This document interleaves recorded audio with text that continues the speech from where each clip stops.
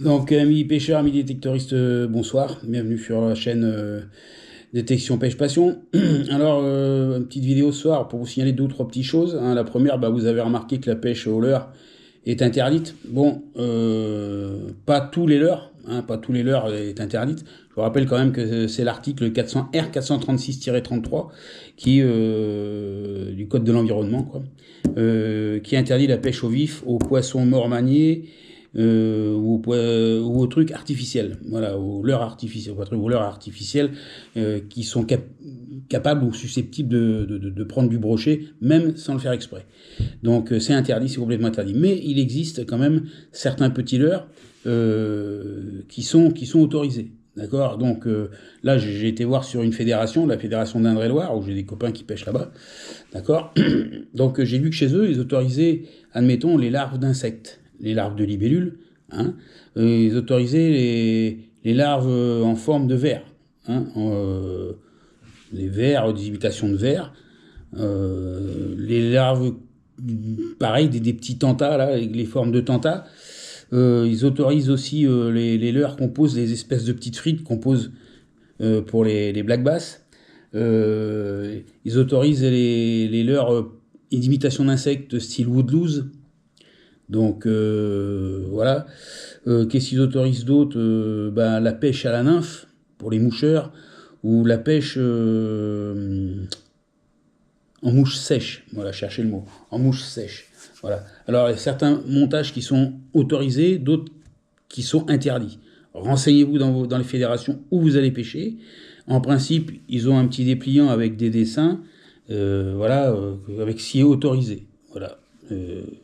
Il y a très peu de choses autorisées, donc ça va assez vite. Si vous avez les marques des leurres que vous souhaitez utiliser, bah, demandez-leur, parce qu'ils doivent vous renseigner, c'est aussi leur mission, pour pas se faire avoir par un garde. Et voilà. En gros, c'est ça. Voilà. Premier petit astérix. Deuxième astérix que je voulais vous dire, c'est j'ai remarqué que depuis un certain temps, il y avait comment on appelle ça, une association, hein, l'association, je crois que c'est PAZ, ça s'appelle, qui fait des manifestations pour interdire les vifs, voilà, pour pêcher le brochet au vif. Alors là, c'est fermé, donc il n'y a pas de problème. On respecte, il n'y a aucun problème. Mais ils manifesteraient pour interdire la vente de vifs dans les magasins, soi-disant parce que les vifs souffrent. Oui. Ouais, je vais vous dire qu'un poisson, quand il se fait manger par un brochet, en principe, il souffre avec. Et dire que quand on mange aussi un poisson dans une assiette, je pense qu'il doit souffrir. Pour ceux qui les mangent cuits ou qui les font cuire, ça souffre un poisson, hein. C'est comme ça, mais c'est comme ça la pêche, hein, on n'y peut rien. Donc ces petites manifestations, je sais qu'il y en a de prévues un petit peu partout, hein. Il y en a, je crois, de prévues dans Charente-Maritime, dans le Lot-et-Garonne. C'est devant les magasins, en gros, Décathlon. Voilà, parce que je crois qu'ils ont dû gagner, enfin ils n'ont pas gagné, ils n'ont pas très grand procès, mais je pense qu'ils ont dû gagner une ou deux grosses enseignes qui a dû retirer certainement ces vifs, hein, pour pas les distribuer. Donc voilà. Alors les manifestations, ils sont pas beaucoup, hein, ils sont à peine une dizaine des fois, peut-être plus. Voilà, dans celles que j'ai vues, ils étaient moins de 10. Donc ça sert à rien d'aller foutre la merde. Faut les laisser manifester. Tout le monde a le droit de manifester. Faut le savoir. On est libre de notre parole tant qu'on n'est pas insulté. Voilà. On a le droit de défendre nos trucs. Bon, là, faut les laisser. Ils manifestent. En gros, bah, si les gens sortent pour manifester, ils manifestent pour rien parce que la pêche au vif est enfermée. C'est réglé. Ça, c'est un deuxième petit point. Un troisième petit point, là, j'ai posté sur mon compte Facebook au début du mois, là, il y a pas longtemps, hein, il y a deux jours, ouais, 2 ou 3 jours. Il y a eu une affaire qui est passée au tribunal en Vendée, dans le 85, concernant des braconniers sur une histoire de civelle. Alors la civelle, c'est ce qu'on appelle la pibale. Voilà. Alors pour les gens qui se sont fait avoir, je vais pas les citer, à peu près 4, puisque ça touche aussi mon département, sur 250 kilos de civelle, de pibale, quoi. Ils ont été condamnés. Ils ont été condamnés à une forte amende et de la prison. Voilà. Euh, c'est comme ça. C'est pas autrement. Les pibales, s'il n'y a plus d'anguilles, voilà. À savoir que toutes les anguilles les petites civelles qui ont été récupérées, ont été relâchées dans les eaux. Voilà. Alors maintenant, je sais pas si elles ont été relâchées équitablement ou pas, ça faut pas me le demander, je sais pas, faudrait demander certainement à la gendarmerie et puis au truc de l'environnement, parce que c'est eux qui ont fait l'interception des gens, quoi, après une enquête assez longue. Ça, je voulais vous signaler avec. Et voilà en gros ce que je voulais vous dire. Alors j'ai aussi commandé, j'ai fait une petite commande de l'heure.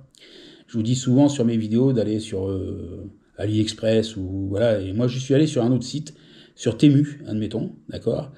Bon, à savoir que c'est les mêmes, je pense que c'est les mêmes leurres, hein, les mêmes trucs qu'il y a pour commander des leurres, pour commander des plombs balles, pour commander, je vais pas tous citer quoi, mais bon, des hameçons, texans, voilà, j'ai du fil. Hein, du fil avec une forte résistance. Alors, je vous donne un petit truc. Trouver du fil avec une forte résistance, regardez dans les fils de mer. Regardez dans les fils de mer. Il faut savoir que quand ils font les championnats, là, il y a eu un championnat, une championnat sur la Tremblade, là, on pêche dans l'océan. C'est pas des gros fils qu'ils ont, ils pêchent pas avec du 50 centièmes, les mecs. Hein. C'est pas vrai. Hein. Ils ont des petits badings, hein. Ils pêchent, ils descendent bas, hein. Ils descendent en dessous de 20 centièmes. Hein. C'est assez costaud quand même, hein, faut le savoir. Mais enfin bon, moi j'ai vu du fil qui me plaisait, je voulais du fil coloré. J'en ai pris du violet, j'en ai pris du jaune, puisque j'ai déjà du rouge.